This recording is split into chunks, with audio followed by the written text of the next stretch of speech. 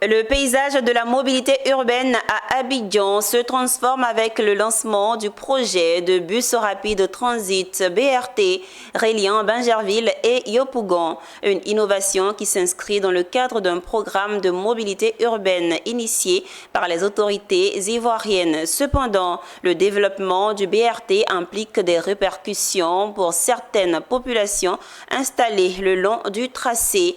Pour faire face aux impacts de ces travaux, un plan d'action de réinstallation a été élaboré afin de proposer des mesures d'accompagnement et de réinstallation aux personnes affectées au nombre de 315. C'était ici. Commentaire à Konena Nourgo. Grâce à ce projet, Cocody sera mieux connecté et l'ensemble de la ville en ressortira plus dynamique, plus fluide.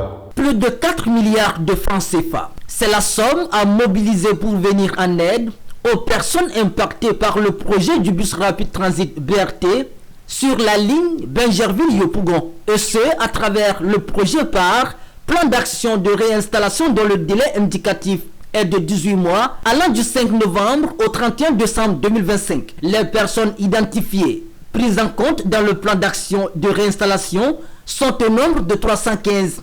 Il s'agit entre autres des horticulteurs, les exploitants agricoles, les gérants d'activités commerciales et artisanales. Cette rencontre visait ainsi à présenter les mesures d'indemnisation aux bénéficiaires. Au-delà des impacts négatifs, la mise en œuvre de la ligne BRT Bingerville-Yopougon vise à améliorer la mobilité urbaine.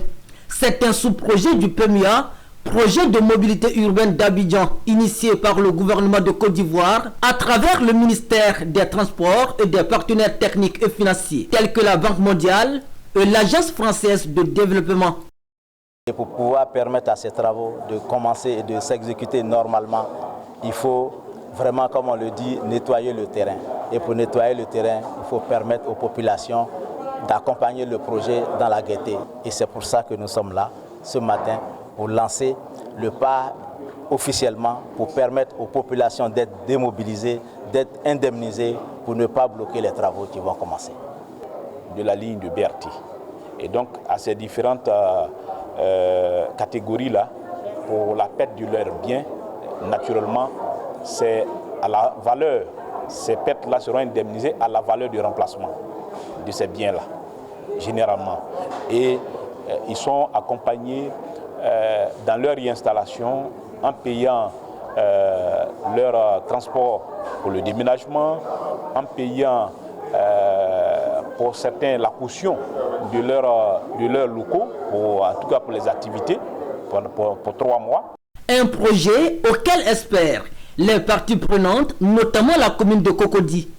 C'est un projet louable. Vraiment, nous sommes vraiment fiers de ce projet parce que ça permettra de pouvoir désengorger un peu Abidjan et permettre la fluidité.